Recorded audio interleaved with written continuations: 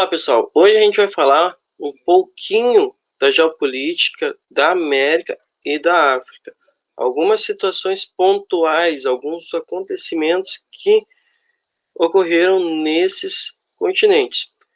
Quando a gente fala da geopolítica, a gente pode definir ela como um conjunto de estratégias que um país usa para administrar o seu território.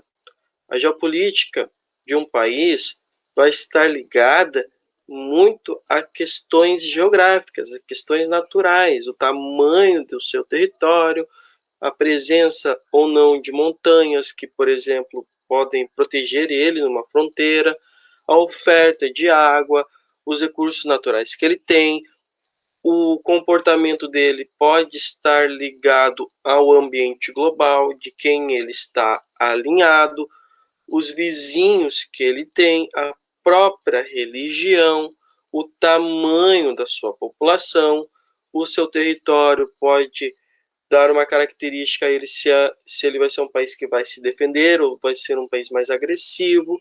Enfim, a geopolítica é bastante ampla e o comportamento de cada nação vai variar de acordo com os aspectos geográficos, principalmente, e também os aspectos humanos. Então vamos lá dar uma viajada pela América e pela África. Tanto a América quanto a África têm seu comportamento geopolítico ligado muito ao que acontecia durante a Guerra Fria, que a gente tinha um mundo bipolar. Nós tínhamos então um mundo capitalista e um mundo socialista.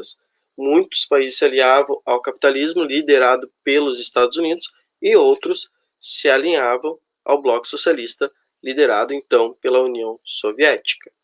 Nós vamos ter a doutrina Monroe dos Estados Unidos, que é a América para os americanos, a hegemonia dos Estados Unidos sobre os demais países da América, uma hegemonia que se dá muito pela força econômica, pela força cultural. Nós vamos ter um caso pontual neste mundo capitalista da América, que é o socialismo americano de Cuba. Em 1959, o país era governado por um tal de Fulgêncio Garcia. Era um ditador, ele atuava para satisfazer anseios das oligarquias cubanas e os interesses dos Estados Unidos. Tinha corrupção frequente. Okay?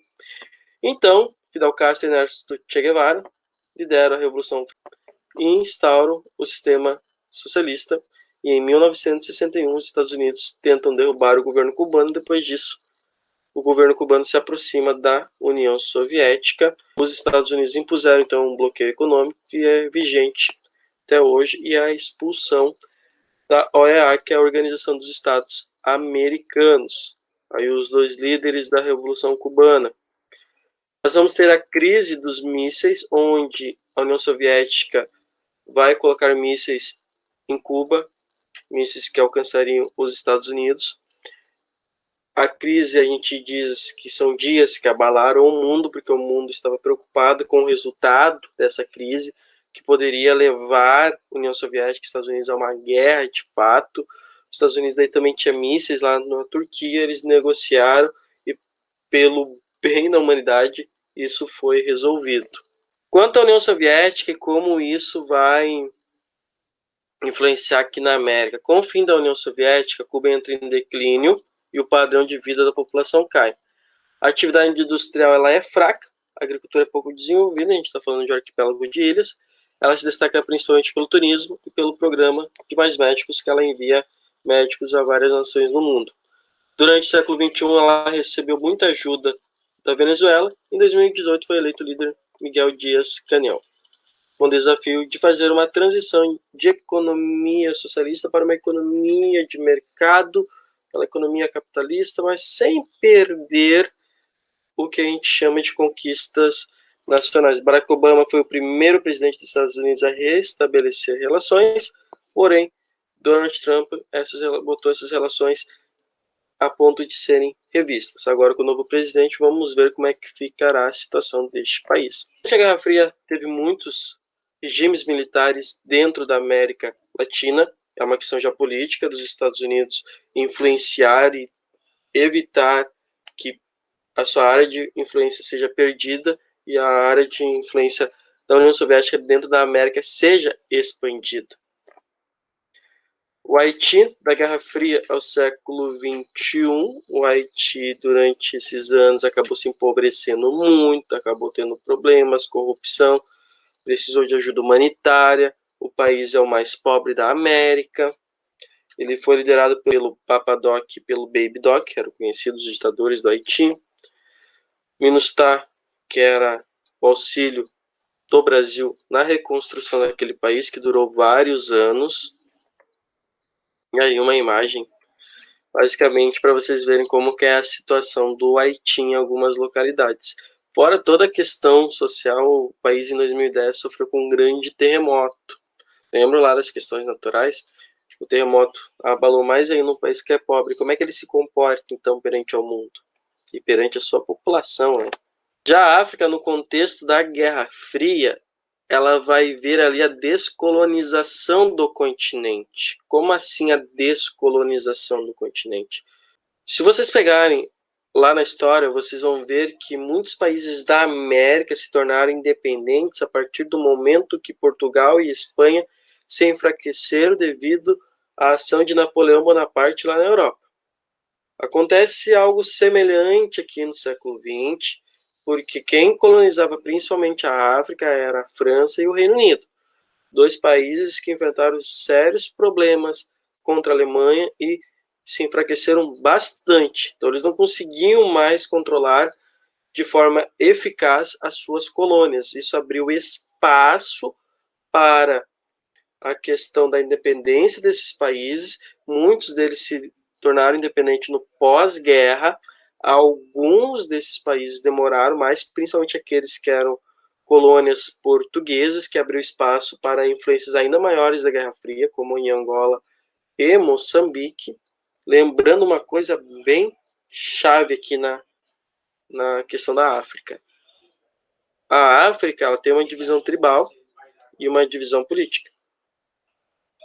Lá no século XIX, teve a Conferência de Berlim, que dividiu a África, sem respeitar as fronteiras tribais. Isso misturou muitos inimigos. E quando esses países se tornaram independentes, esses povos inimigos, eles guerrearam e causaram muitas mortes, como, por exemplo, o genocídio que nós tivemos em Ruanda nos anos 90. E uma das marcas mais tristes, assim, vamos dizer, até da história da humanidade, lá na África, é o Apartheid, que é a segregação total entre brancos e negros. A minoria branca tinha todos os privilégios que vocês possam imaginar. Acesso à praia, tinham locais que só eles frequentavam, no ônibus, um negro sentado tinha que levantar para o branco sentar, o branco numa fila passava na frente, não poderia ter casamento entre brancos e negros, foram criados guetos para a população negra viver, um exemplo é Soweto. Separação, uma das maiores vergonhas da história da humanidade. De acordo com o Apartheid, a minoria branca da África do Sul eram os únicos com direito a voto, detinha todo o poder político e econômico do país, enquanto a imensa maioria negra restava o quê? Obedecer essa legislação separatista. A política de segregação foi oficializada em 1948 com a chegada do novo Partido Nacional, NNP, ao poder. O Apartheid não permitia o acesso dos negros às urnas, então eles não podiam votar, eles não podiam comprar terras. Tá? Eles viviam em zonas residenciais segregadas, como eu comentei, e os casamentos também eram proibidos. Aqui tem uma linha do tempo, ok? Em 1950 é criada a CNA, líder Nelson Mandela, que vai se tornar o primeiro presidente depois ali do fim do Apartheid. Em 1960 nós temos a desobediência civil, que é conhecida como o massacre de Sharpeville, onde 67 negros morreram e teve protestos no mundo todo. Imagina um país ainda separar brancos e negros em pleno século XX. Em 62, Mandela é preso e condenado à prisão perpétua, ou seja, não tem direito à liberdade. Em 1975, fim do Império Português na África, quando acaba ali em Angola, Moçambique, e a minoria branca ela começa a se enfraquecer, porque Portugal foi um dos últimos países a liberar suas colônias. Aí, em 89, o presidente Frederick de Klerk promove várias mudanças nessa política segregacionista.